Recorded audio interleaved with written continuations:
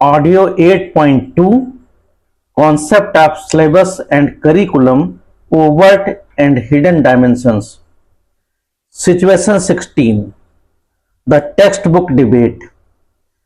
During a staff meeting to plan for the next academic year, a debate ensues. One group of teachers argues for strict adherence to the NCERT textbook, claiming it is comprehensive and directly aligned with board examination. Another group advocates for moving beyond the textbook, using a variety of digital resources, supplementary books, and real world case studies to teach the syllabus. As the principal clearing the meeting, you must guide them to a balanced and pedagogically sound resolution. Evaluate the two opposing viewpoints and formulate a guiding policy for your school that synthesizes the strengths of both arguments. Both viewpoints have merit and reflect a common tension in curriculum implementation.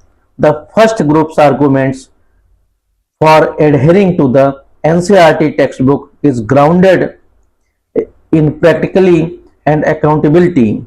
The textbook provides a structured, vetted framework that ensures syllabus completion and prepares students for standardized assessments, which is a key responsibility. This approach guarantees a baseline of quality and consistency across all sections. However, its limitation is the risk of making learning a monotonous, one dimensional process that stifles critical thinking and fails to cater to diverse learning styles.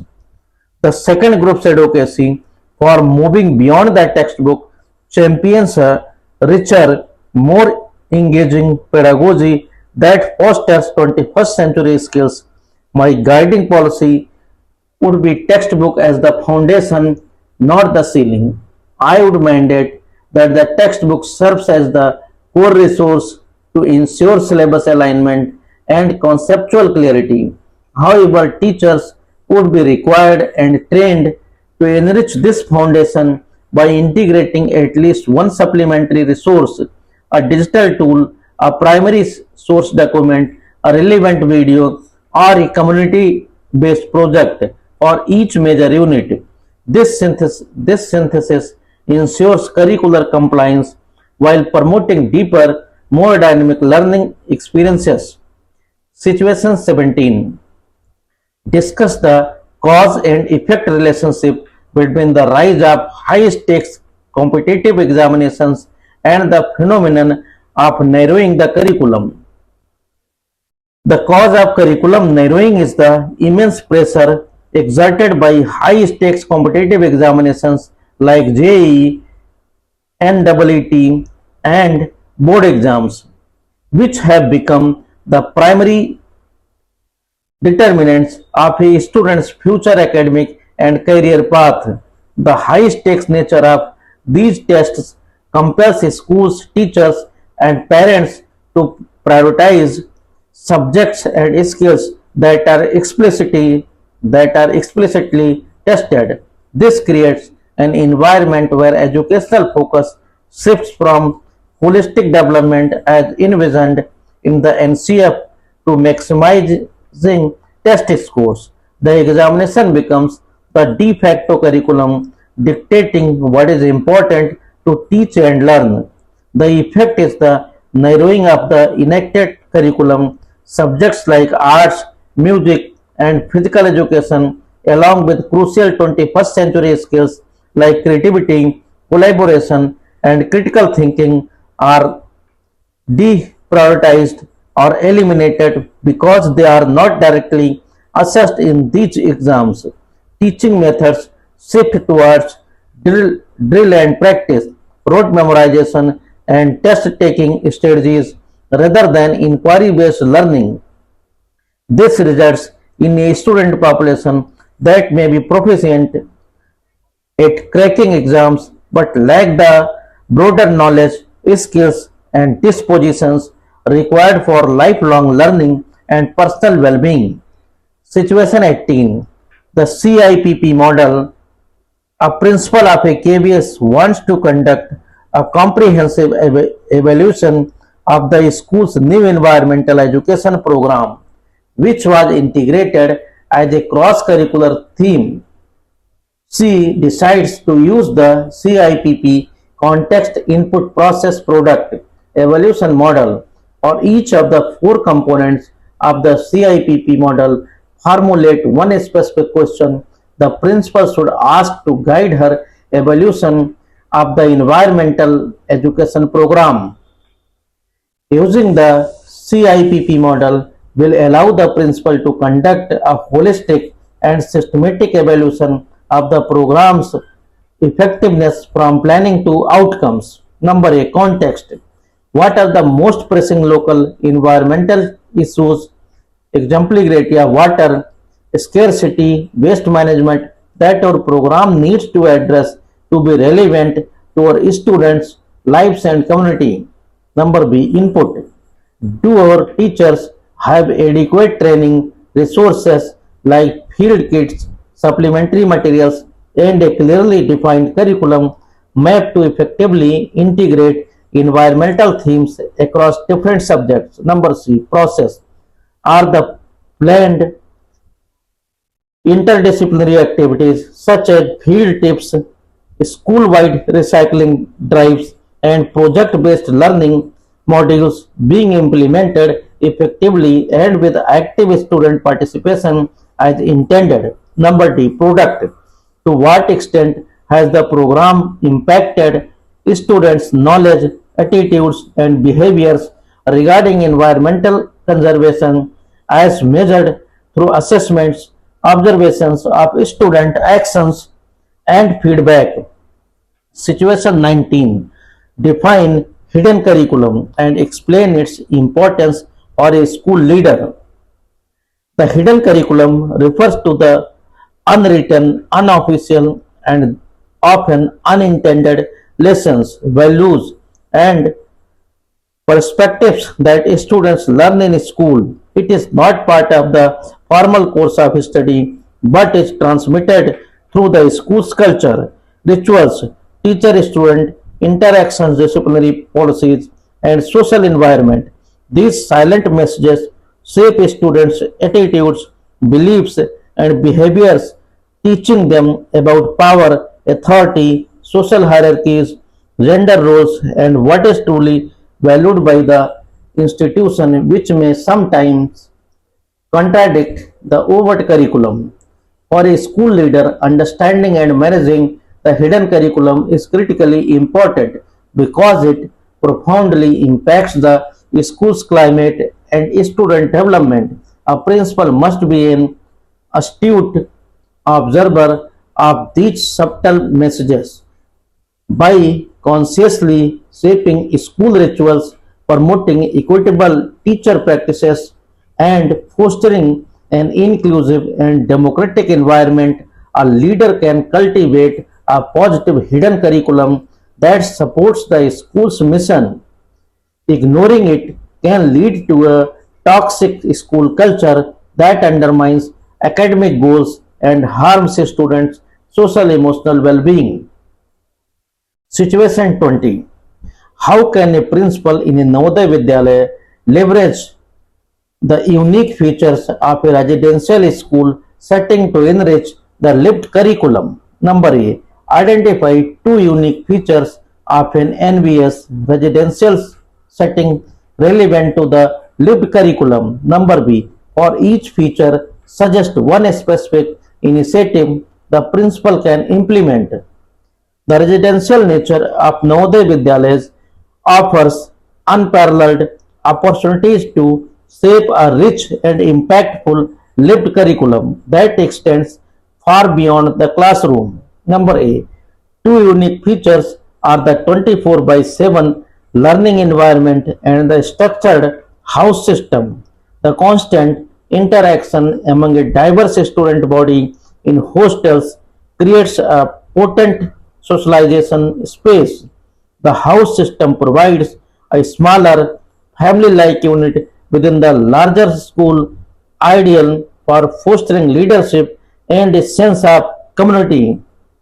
These features from the core of the non-formal lived experiences that define NBS education. Number B. To leverage the 24 by 7 environment, the principal can implement a peer mentoring program where senior students are trained to provide academic and emotional support to juniors, fostering responsibility and empathy. To enrich the house system, the principal can introduce house-led community service projects.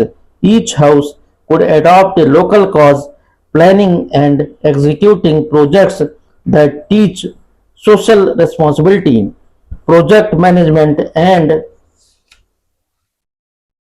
teamwork, transforming the house from a competitive unit into a collaborative force for social good. Situation 21. Managing digital resources.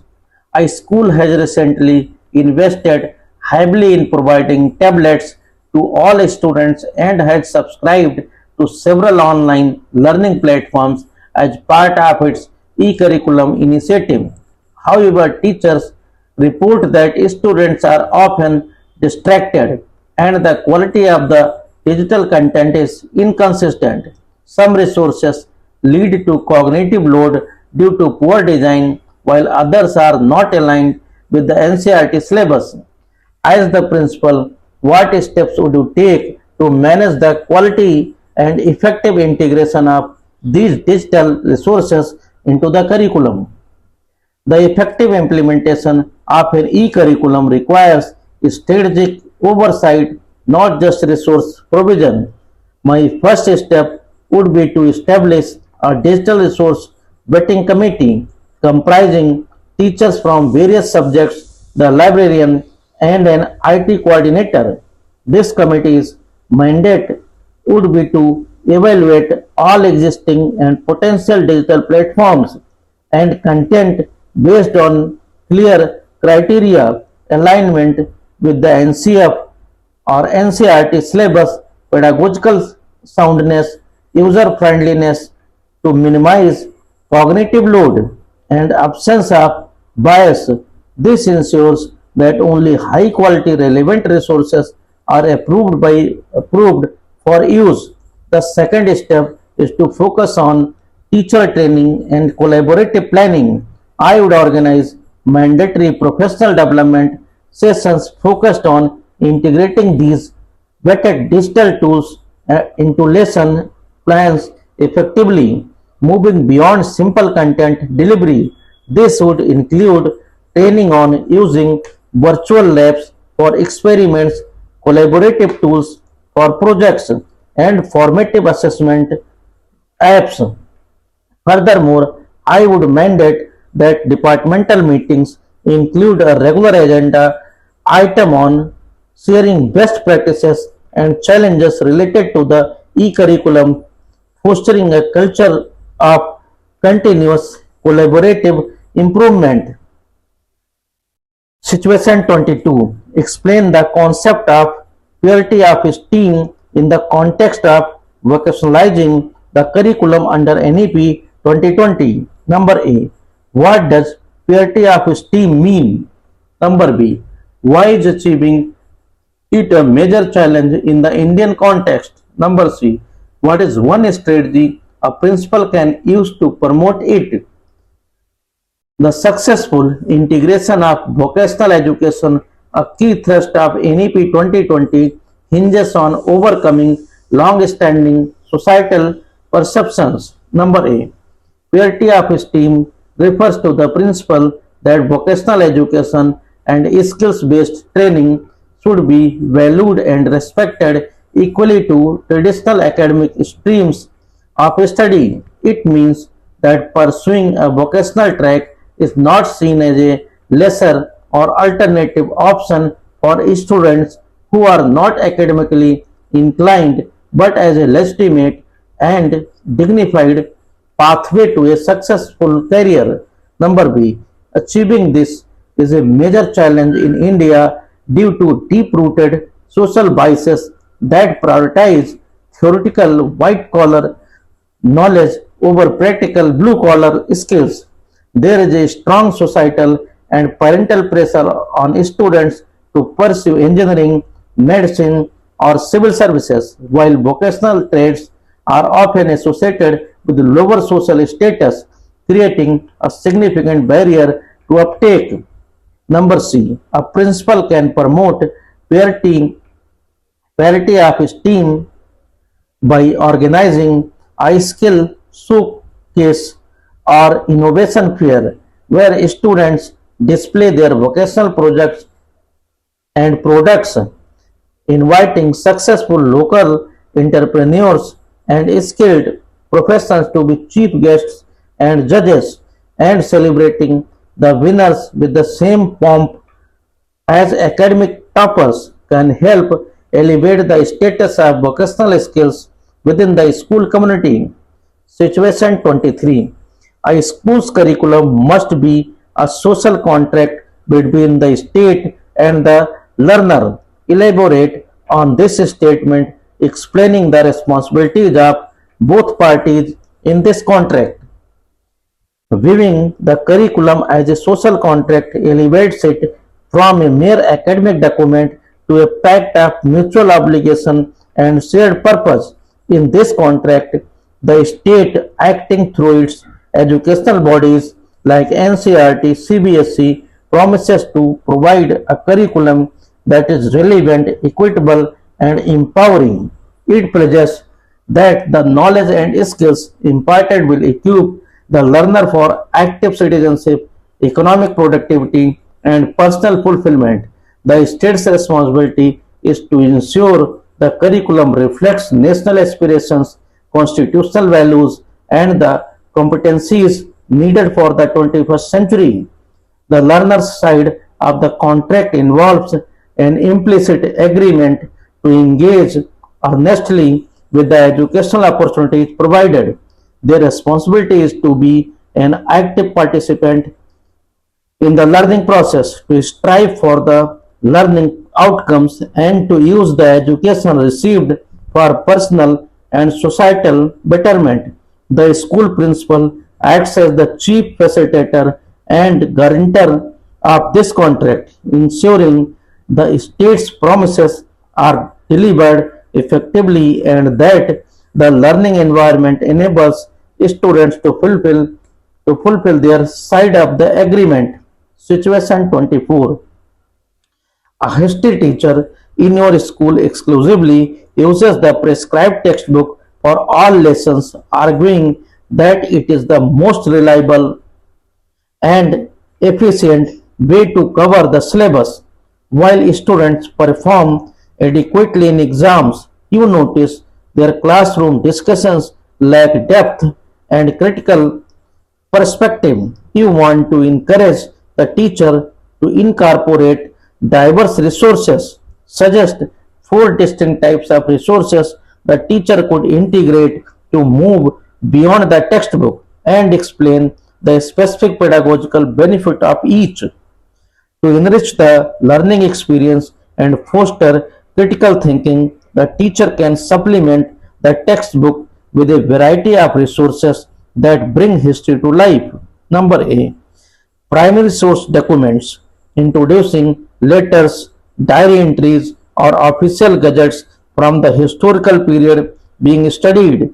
The benefit is that it allows students to engage with history directly, analyze evidence, and understand that historical narratives are constructed from multiple perspectives. Number B.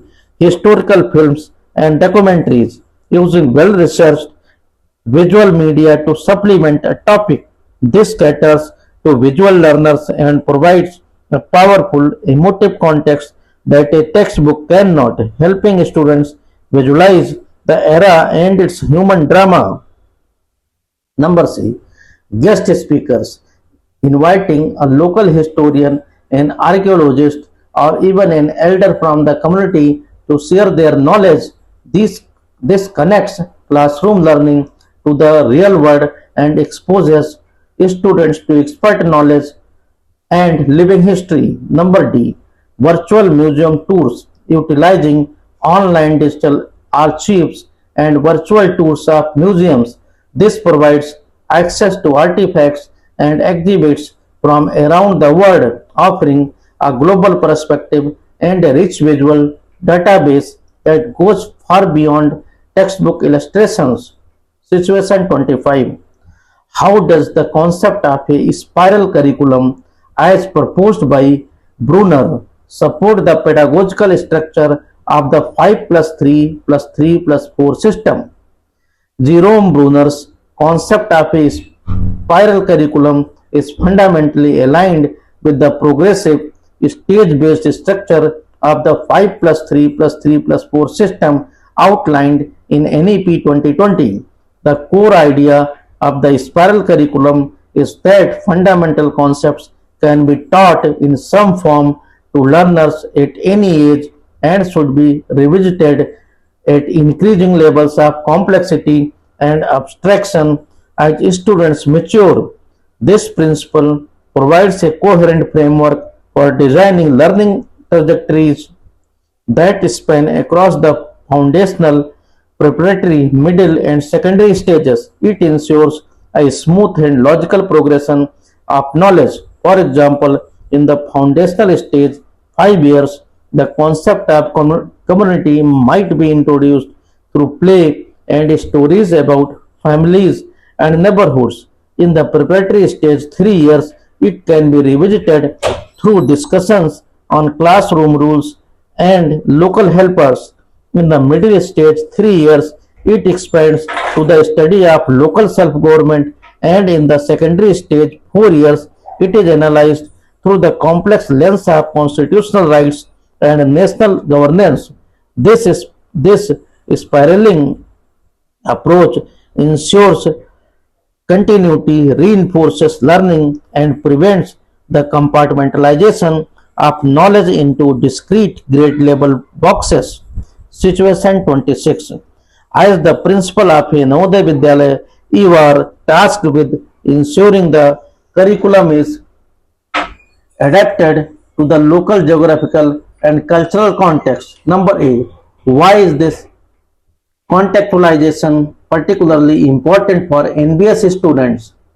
Number B. Propose two concrete activities that integrate local context into the teaching of number first science and number second social studies.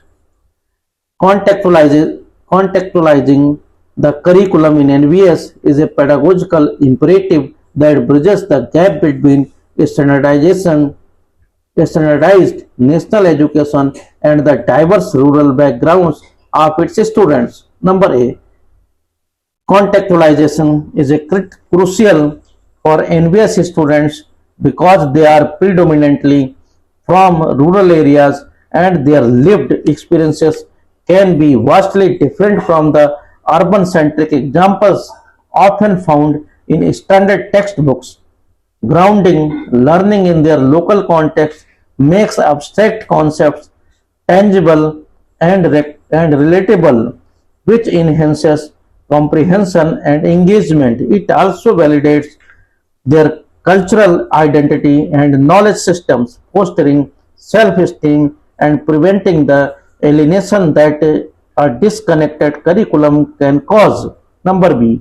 For science, a teacher could organize a project to study the local ecosystem, analyzing the biodiversity of a nearby pond or forest, or test the pH levels of local soil to understand its impact on regional crops. Or social studies, students could undertake an oral history project interviewing village elders to document local traditions, festivals, or the history of a local landmark. This transforms students into active researchers of their own heritage, making history a living subject. Situation 27. A school principal notices that while the overt curriculum promotes values like environmentalism and sustainability, the school's daily operations are wasteful. The canteen uses disposable plastics taps are often left running and paper uses is excessive. Analyze this contradiction in terms of the message being sent to students. This scenario highlights a stark and damaging conflict between the school's overt curriculum and its hidden curriculum. The overt curriculum, through textbooks and lessons, preaches the importance of environmental conservation. However, the hidden curriculum, communicated through the school's actual practices and operational norms, demonstrates the opposite. The daily visible reality of wastefulness and disregard for resources sends a powerful unspoken message that the values taught in the classroom are merely theoretical and not important enough to be applied in the real life. This contradiction fosters cynicism among students. They learn that there is a difference between what an institution says espoused values and what it does enacted values. This can undermine the credibility of the entire educational process and teach students to view values as subjects for academic performance rather than principles for living. The principal's most urgent task is to align the school's operational practices with its educational philosophy, ensuring that the institution itself models the behavior it wishes to instill in its students. Situation 28. Explain the language across curriculum LAC approach. Number A. Define the language across curriculum approach. Number B. Why is this approach critical for enhancing student learning in all subjects, not just language classes? The language across curriculum LAC approach is a pedagogical philosophy that recognizes the central role of language in all learning. Number A. LAC is an educational approach holding that language development is the responsibility of teachers across all subject areas, not just the language or literature teacher. It posits that every subject has its own unique language, vocabulary, and modes of expression. Exempli gratia, the language of science, the language of mathematics. Therefore, teaching a subject also involves explicitly teaching students how to read, write, speak, and think in that subject's specific linguistic register. Number B. This approach is critical because learning is fundamentally a process of making meaning through language. When a science teacher instructs students on how to write a lab report or a history teacher guides them in constructing a historical argument, they are teaching essential thinking skills. By focusing on language, teachers help students move beyond memorizing facts to a deeper conceptual understanding. It improves their ability to articulate complex ideas, analyze texts, and communicate their knowledge effectively, thereby enhancing learning outcomes across the entire curriculum. Situation 29. As the head of the school's textbook selection committee, you are evaluating a new social science textbook for class 8. You need to ensure it aligns with the principles of the National Curriculum Framework and promotes inclusive education. Identify and explain four key criteria you would use to critically analyze this textbook for potential bias and lack of representation. A critical analysis of the textbook is essential to ensure it fosters a balanced and inclusive worldview. The following four criteria would be central to my evaluation. Number A. Representation and stereotyping. I would examine whose stories are told and whose are omitted. I will check for fair and authentic representation of women, various regional cultures, tribal communities, and other marginalized groups. I would look for stereotyping such as consistently portraying women in domestic roles or certain communities in a negative light. Number B. Historical accuracy and perspective. I would assess whether historical events are presented from multiple viewpoints or a single dominant narrative. The textbook should avoid jingoism and acknowledge complexities and controversies, encouraging critical inquiry rather than rote acceptance of a sanitized version of the past. Number C. Language and tone. The language used must be inclusive and free from gender, caste, or religious bias. I would scrutinize the text for a tone that might be patronizing or othering towards certain groups, ensuring it promotes respect and empathy. Number D. Virtuals visuals and illustrations. I will analyze all images, photographs, and cartoons to see who is represented and how. The visuals should reflect the diversity of the Indian populace and avoid reinforcing stereotypes. For example, illustrations of scientists or leaders should include women and people from diverse backgrounds. Situation 30. What is the role of an academic authority as defined under the Right to Education RTE Act 2009 in the context of curriculum and evaluation procedures? The Right to Education RTE Act 2009 designates an academic authority to lay down the curriculum and evaluation procedures for elementary education. Under section 30, under section 29(1) of the Act, the central government has authorized the National Council of Educational Research and Training (NCERT) as the academic authority for this purpose at the national level. The primary role of this authority is to develop a comprehensive framework for the curriculum that is child-centered and promotes learning through activities, discovery, and exploration in a stress-free manner. This authority is responsible for ensuring the curriculum aligns with constitutional values and aims for the all-round development of the child. Crucially, it is it crucially it also has the mandate to define evaluation procedures, moving away from pass-fail metrics to continuous and comprehensive evaluation (CCE). This involves assessing both scholastic and co-scholastic aspects of a child's growth. The academic authority thus provides the guiding principles that schools must follow to ensure quality, equity, and a developmentally appropriate educational experience for every child. Situation 31. Transition to e-curriculum.